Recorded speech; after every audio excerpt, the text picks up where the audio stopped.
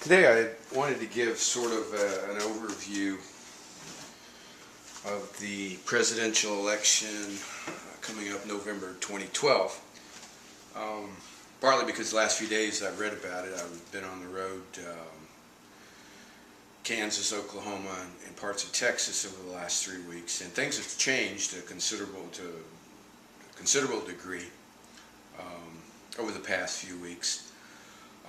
First wanted to look at the Republican side because that's where all the activity is, and then finally sort of summarize it where how that fits in 2012 with the nominee going against Obama.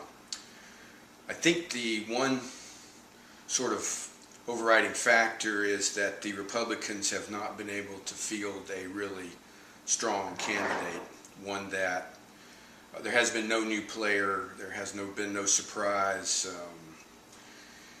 Not a candidate coming in that's sort of swept. I think a lot of people were hoping for that, and as a result, the Republicans have appeared to be foolish, disorganized. I think the kindness you can say is that they just appear weak, and that does not help them at all in the coming election, which is a little bit less than a year. What I'm seeing is basically three levels of candidates that are going for the nomination. On the first level are Bachman and Huntsman. They gather 2 or 3 or 4% support within the party, within the Republican Party, not in general. And these candidates have never been factors in the race. Bachman, for instance, is angry. People, for whatever reason, aren't going to her, and a Tea Party person. They just are non-factors. In fact, they almost just take up time during the debates when the other candidates could be talking. The second level, you would include Ron Paul, Rick Perry, and Cain.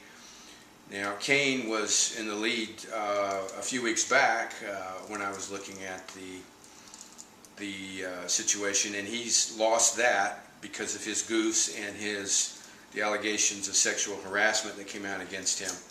And he didn't handle that well. He didn't handle the foreign policy questions very well. His performance has dropped, and he right now is at 12 or 13%. Perry, on the other hand, has come back up from 5%. He's now at 10 or 11%. But it doesn't appear that he has momentum. Ron Paul, who I do like a lot of what he says, he has never in this campaign been able to mount any sort of concerted campaign, and it's just strictly been sort of off the wall, and as a consequence he's at 8 or 9% depending on where you look at it. Paul, Perry, and Cain at this point, if they do not make some sort of dramatic move, they won't win any of the primaries, or they may come in second in a few of them, but after the 4th or 5th primary they will probably in all probability have to drop out. That leaves the two leading contenders, Romney and Gingrich. Romney has played it safe up to this point, being very careful what he says, sort of picking and choosing his criticisms and his statements. This has worked to a certain extent because he's in the final two, as you might say, but Gingrich has picked up because he has been more aggressive, does appear to be more knowledgeable, and does appear to present a greater contrast to Mitt Romney.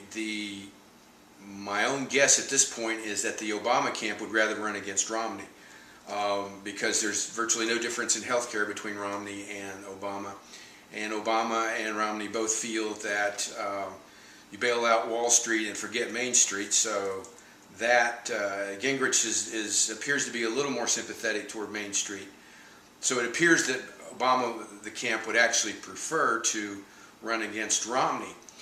So it's interesting to look at the perspective now. I'll keep this video up. I don't erase the videos.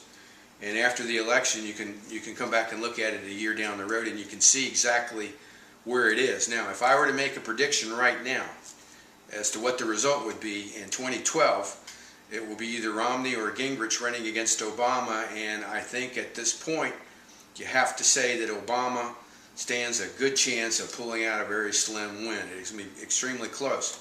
The reason is that both Romney and Gingrich carry a lot of baggage into the election. and so does Obama at this point.